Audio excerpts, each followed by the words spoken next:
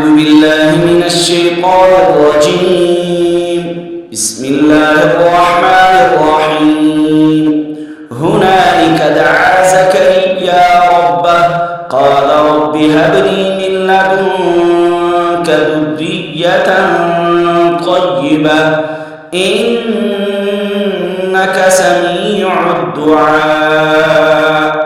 فنادته الملائكة وهو قائم يصلي في المحراب أن الله يبشرك بيحيى مصدقا من الله وسيدا وحصورا ونبيا من الصالحين. قال رب أنى يكون لي غلام وقد بلغني الكبر وامرأتي عاقر. قال كذلك الله يفعل ما يشاء.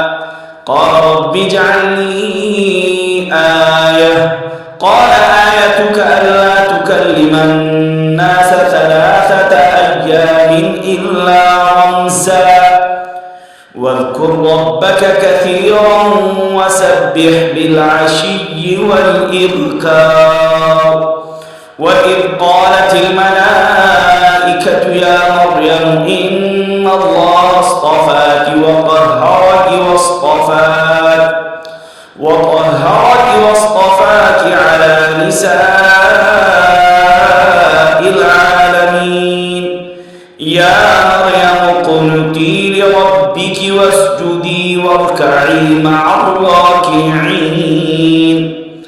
ذلك من أنباء الغيب نوحيه إليك وما كنت لديهم إذ يلقون أقلامهم أيهم يكفل مريم وما كنت لديهم إذ يختصمون. إذ قالت الملائكة يا مريم إن الله يبشرك بكلمة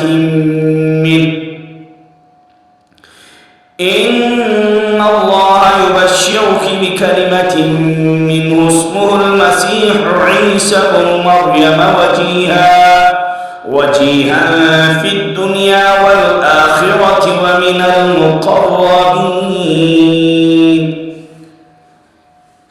अल्हम्दुलिल्लाह, ये आपको YouTube पे कुरान मजीद की तालीम सबकन दी जाती है। तमाम सुनने वाले, देखने वाले, चाहने वाले कुरान की इस तालीम को आम करने में हमारा साथ दीजिए। अस्सलामु अलैकुम।